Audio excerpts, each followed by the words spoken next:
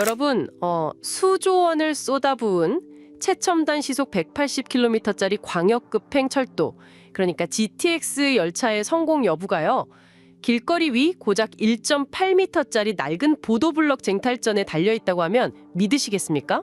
아마 매일 아침 출퇴근길에 우리를 괴롭히는 그 끔찍한 교통지옥을 떠올려 보시면 이게 무슨 뜻인지 단번에 감이 오실지도 모르겠습니다. 네, 특히 최근에 수원역 앞을 지나가 보신 분들이라면 더 공감하실 텐데요. 도로 위에 멈춰선 택시들, 또 오도 가도 못하고 갇혀버린 일간 승용차들, 그리고 그 사이를 막 고개하듯 빠져나가는 버스랑 보행자들까지. 진짜 말 그대로 아수라장이거든요. 맞습니다. 그래서 오늘은 저희 바른정보연구소의 분석가인 두 사람이 매일 마주하는 이 극심한 수원역 앞 교통 문제에서 출발해 보려고 합니다. 이 거대한 철보망의 확장이 우리 동네 골목길을 어떻게 찢어놓고 또 재편하는지 그 이면을 깊숙이 파헤쳐 보는 거죠. 네, 특히 다가오는 2026년 6월 지방선거를 코앞에 두고 이 수원의 30년 묵은 두평거리가 드디어 대수술대에 오른다고 하잖아요. 그래서 엄청난 조감도들이 막 쏟아지고 있는데 오늘 딥다이브의 미션이 바로 이겁니다. 제가 여기서 약간 악마의 변호인 역할을 좀 해보고 싶네요. 과연 이 화려한 청사진들이 진짜 현실이 될까요?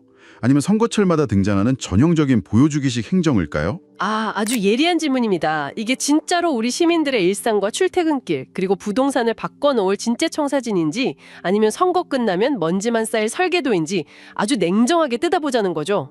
네, 그래서 오늘 분석할 자료들도 아주 흥미로운 것들로 꽉 채웠습니다. 맞아요. 먼저 경기일보가 보도한 수원역 교통 혼잡 실태, 그리고 철도경제에서 다룬 애증의 GTX C노선 정상화 소식을 살펴볼 거고요. 여기에 수원시정연구원이 내놓은 광역철도망 개통 후에 아주 충격적인 통행 패턴 변화 데이터, 마지막으로 이 거대한 개발 이면에 숨겨진 그림자를 보여주는 도봉구 창동역 노점상 갈등 정책 논문까지 준비했습니다. 우리가 흔히 도로를 넓히고 새로운 기차 노선을 깔면 모든 게 빠르고 매끄러워질 거라고 기대하잖아요. 네, 보통은 그렇게 생각하죠. 하지만 현실의 도시는 그렇게 단순한 수학 공식처럼 작동하지 않거든요. 물리적인 인프라의 속도가 빨라질수록 역설적으로 그 인프라가 들어서는 발밑의 현실은 훨씬 더 끈적끈적한 갈등으로 얽히게 됩니다. 발밑의 현실이라 표현이 아주 확 와닿는데요. 그럼 당장 발등에 불이 떨어진 수원역 상황부터 짚어볼까요? 예. 기사를 보면 지금 시와 경찰이 대대적인 수술에 들어갔다고 하거든요. 네, 당장 급한 불부터 끄려고 사실상 개정위협 상태였던 교통 안내 초소부터 다시 가동한다고 합니다. 모범 택시 운전자회 분들하고 협업해서 그 엉켜있는 택시 대기 동선도 좀 뜯어 고친다고 하고요. 근데 사실 그런 조치들은 꽉 막힌 혈관을 임시로 뚫어보려는 전형적인 단기 처방전에 불과하죠. 그렇죠. 밴드 하나 붙이는 격이잖아요. 네, 지자체도 교통초소 하나 부활시킨다고 이 만성적인 병목 현상이 근본적으로 해결되지 않는다는 걸 너무나 잘 알고 있습니다. 본질적인 문제는 수원역 앞이라는 한정된 공간에 감당할 수 없는 밀도의 사람과 차가 쏟아져 들어오고 있다는 거니까요. 그러니까요. 이게 저는 기사를 읽으면서 좀 아찔했던 게 약간 달리는 자동차의 타이어를 갈아 끼우는 것 같다는 느낌이 들었거든요. 달리는 자동차의 타이어요? 네, 지금도 막 터질 것 같이 사람이 많은데 중장기 대책을 보면 올해 하반기 대도시권 광역교통 시행계획에 맞춰서 수원역 동칙 환승센터 규모를 대대적으로 더 피운다고 하잖아요. 교통섬을 활용해서 아예 통행 환경 자체를 처음부터 재설계하겠다는 그 계획 말씀이시군요. 네네. 근데 환승센터를 키운다는 건 결국 사람과 차를 훨씬 더 많이 끌어모으겠다는 뜻이잖아요. 전문가님, 앞으로 대대적인 교통망 확충까지 겹치면 과연 이 동칙 환승센터 하나 키운다고 이 거대한 혼란이 감당이 될까요? 당연히 그런 의구심이 드실 수밖에 없습니다. 근데 그 질문에 제대로 답을 하려면 도대체 수원시의 교통망이 앞으로 어떻게 변하길래 이렇게 무리해서라도 심장부인 수원역을 뜯어고치려는지 그 근본적인 원인을 봐야 하거든요. 그 원인의 한가운데에 바로 지난 몇 년간 모두의 애를 태웠던 그 노선이 있는 거군요. 네, 맞습니다. 바로 GTX C노선이죠. 2년 동안 첫 삽조차 뜨지 못하고 서류상으로만 멈춰있던 그거요. 철도경제 보도를 보니까 드디어 막힌 혈관이 좀 뚫리는 것 같더라고요. 네, 그동안 국토교통부하고 민간 사업시행사, 즉 SPC 간에 공사비 증액을 두고 벌어졌던 팽팽한 줄다리기가 마침내 타결됐습니다. 이게 사실 글로벌 인플레이션 때문에 건설 자재비랑 인건비가 엄청 폭등하면서 시작된 문제잖아요. 맞아요. 시행사 입장에서는 당초 협약했던 예산으로는 도저히 공사를 진행할 수 없는 상황이 된 거고요. 정부 입장에서도 국민 세금이 들어가는 사업비를 하루아침에 올려줄 수는 없으니까 양측이 계속 평행선을 달린 겁니다. 와, 양쪽 다 물러설 수 없는 상황이었겠네요. 법원으로 가면 또 몇 년씩 걸릴 텐데 이 교착 상태를 어떻게 풀었나요? 그래서 성택한 우회로가 바로 대한상사중재원입니다. 법정 소송 대신에 중재기관의 판정을 받기로 합의를 한 건데요. 아, 소송보다 훨씬 빠르게 결론을 낼 수 있는 방법이군요. 네, 이 중재 판정은 법원의 확정 판결과 동일한 법적 효력을 가집니다.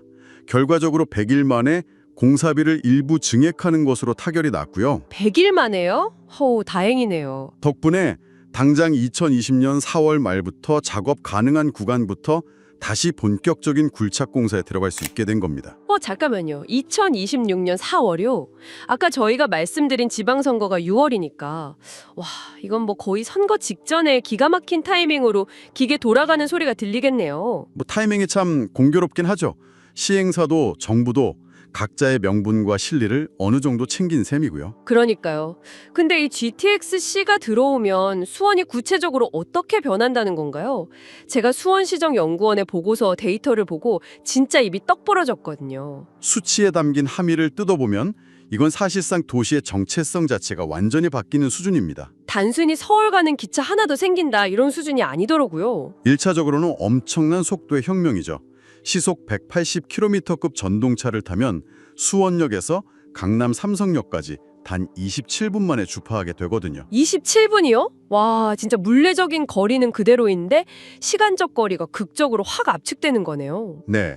하지만 우리가 진짜로 주목해야 할 핵심은 선의 연결이 아니라 면의 확장입니다. 면의 확장이요? 보고서에 따르면 2030년까지 수원시에는 GTX-C 하나만 들어오는 게 아닙니다.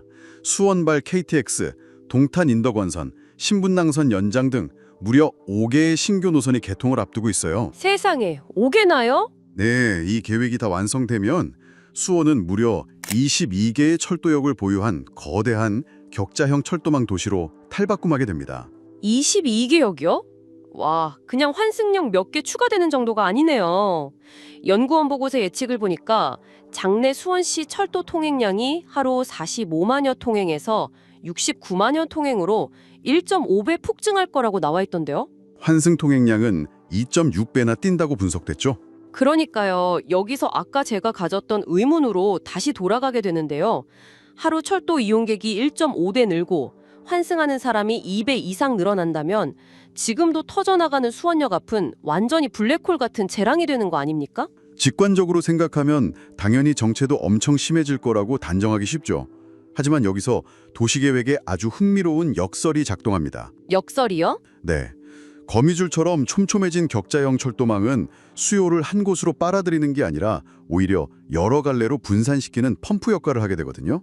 아, 그러니까 모든 피가 하나의 심장으로만 몰리는 게 아니라 도시 곳곳에 거점이 여러 개로 나뉜다는 뜻인가요? 바로 그겁니다. 과거를 돌이켜보면 수원의 철도 수요는 수원역이라는 단일 거점에 아주 비정상적으로 집중되어 있었어요. 맞아요. 다들 서울 가려면 무조건 버스나 택시 타고 꾸역꾸역 수원역 앞으로 모여들어야만 했잖아요. 네. 하지만 22개의 역이 격자형으로 교차하게 되면 양상이 완전히 달라집니다. 경부선과 신분당선이 만나는 화서역, 그리고 분당선과 동탄인덕원선이 연계되는 영통역, 망포역, 이런 것들이 새로운 다핵형 거점으로 성장하는 거죠. 아, 굳이 강남 가려고 복잡한 수원역까지 갈 필요 없이 그냥 집 근처 화서역에서 신분당선을 타면 되는 구조가 만들어지는 거군요. 맞습니다. 거대한 보조 심장들이 도시 곳곳에 생겨나면서 혈액순환이 골고루 잘 되는 구조가 되는 거죠. 그럼 자연스럽게 도로 위 교통체증도 좀 풀리겠네요. 네, 데이터가 그 사실을 정확히 뒷받침하고 있습니다. 보고서에 따르면 영동고속도로나 수원광명고속도로 같은 주요 간선도로의 통행량이 1에서 2% 정도 감소할 것으로 예측됐어요. 1, 2%요? 생각보다 숫자가 좀 작은 것 같은데요. 수치 자체는 작아 보일 수 있죠. 하지만 만성적인 주차장 같은 꽉 막힌 정체 구간에서는 이 1, 2%의 차량만 빠져나가도 평균 통행 속도가 눈에 띄게 개선되는 이른바 한계 효용이 발생합니다. 아하, 꽉 막힌 도로에서 차 몇 대만 없어져도 확 뚫리는 그런 효과군요. 네, 결론적으로 수원은 단순히 서울로 출퇴근하는 배드타운 꼬리표를 떼고 수도권 남부 광역경제권의 강력한 중심 거점으로 스스로 자립하게 되는 겁니다. 와, 사람들의 생활권 자체가 통째로 재편되겠네요. 예전에는 그냥 수원역에서 서울역 이렇게 가는 단선 이동이었다면 이제는 수원에서 과천, 강남 가거나 수원에서 용인, 동탄으로 움직이는 그런 다변화 통행이 일어난다는 거잖아요. 그렇죠. 공간의 가치가 달라지는데 자본이 가만히 있을 리가 없죠. 맞아요. 생활권이 천지개벽 수준으로 변하면 늘 그림자처럼 따라붙는 주제가 있잖아요. 바로 부동산이죠. 철도개통이 부동산 시장에 미치는 이 나비 효과는 교통경제학에서 아주 고전적이면서도 강력한 현상입니다. 수원시정연구원 보고서에서도 아주 흥미로운 과거 데이터를 하나 인용하고 있는데요. 어떤 데이터죠? 과거 신분당선이 처음 개통했을 당시에 새롭게 형성된 역세권 반경 200m 이내의 아파트 가격이 개통 후 3년 동안 무려 10.9%나 상승했다는 분석 결과가 있습니다. 10.9%요.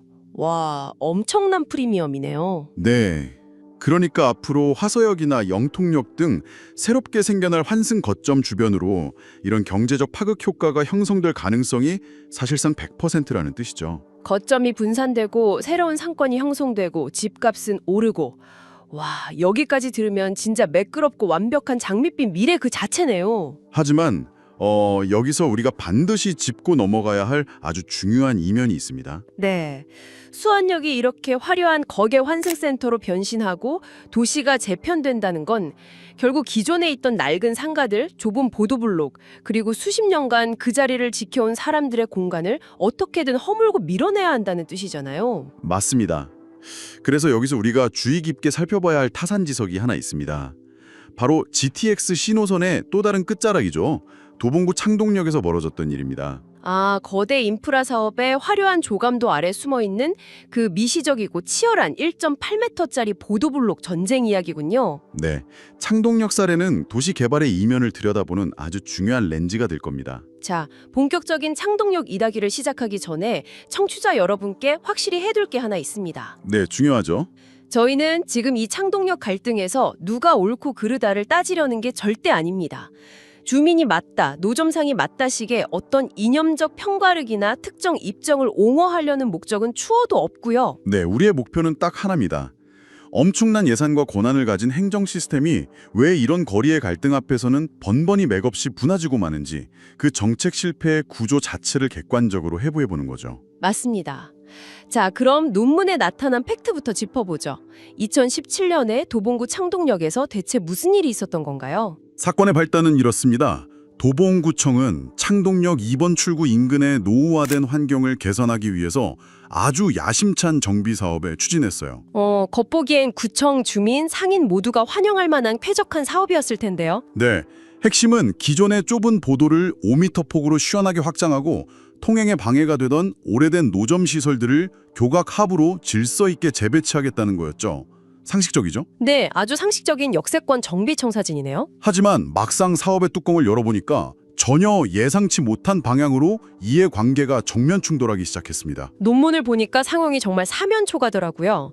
먼저 인근 지역 주민들은 지난 수십 년간 통행의 불편함, 그리고 노점에서 발생하는 악취와 소음 문제로 스트레스가 극에 달해 있었고요. 네, 그래서 이참에 낡은 노점상을 완전 철거하라고 강력하게 요구하고 나섰죠. 반면에 노점상들은 이게 단순한 시설 정비가 아니라 자신들의 생존권 박달이라면서 무조건 현재 영업구력을 유지하겠다고 결사항전을 선언합니다. 거기에 기름을 부은 게 구의회입니다. 아, 구의회요? 어떻게 했길래요? 보도를 5m나 확장하면 오히려 차량 통행에 방해만 된다면서 사업 예산 자체를 삭감해버린 거죠. 와, 주민들은 철거해라, 노점상은 절대 못 나간다, 의회는 돈 못 준다. 구청 입장에서는 완전히 폭탄을 끌어가는 셈인데 대체 이 난관을 어떻게 돌파하려고 했나요? 여기서 이 정책 논문이 제시하는 아주 뼈아프고 핵심적인 원인이 등장합니다.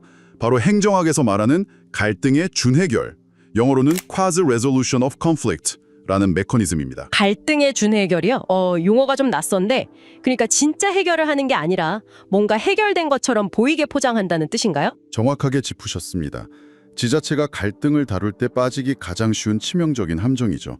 이 메커니즘이 왜 작동하는지 알려면 구청의 현실적인 유인 구조를 이해해야 해요. 아, 공무원들이나 지자체장의 어떤 현실적인 압박 같은 거요? 네, 임기라는 게 있고 가시적인 행정 실적을 빨리 내야 한다는 엄청난 압박에 시달리잖아요.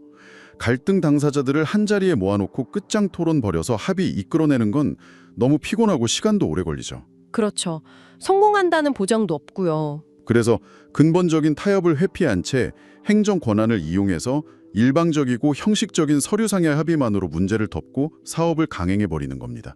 그게 바로 갈등의 준해결입니다. 와, 그거 너무 익숙한 패턴인데요.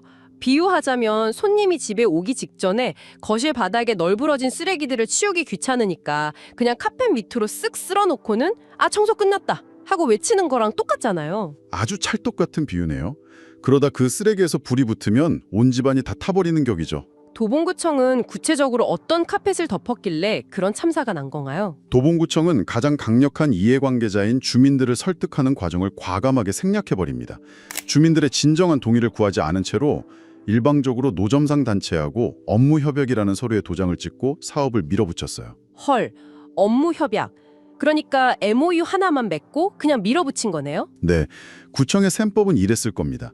공권력을 동원해서 약자인 노점상을 폭력적으로 쫓아내지 않고 품었으니 이건 포용적 행정의 성공 표본이라고 실적을 포장하고 싶었겠죠. 아, 약자인 노점상의 생존권도 지켜주고 거리도 깔끔하게 정비해서 주민들 편의도 만족시키려는 이른바 두 마리 토끼를 다 잡겠다는 의도 자체는 나쁘지 않았던 것 같은데요.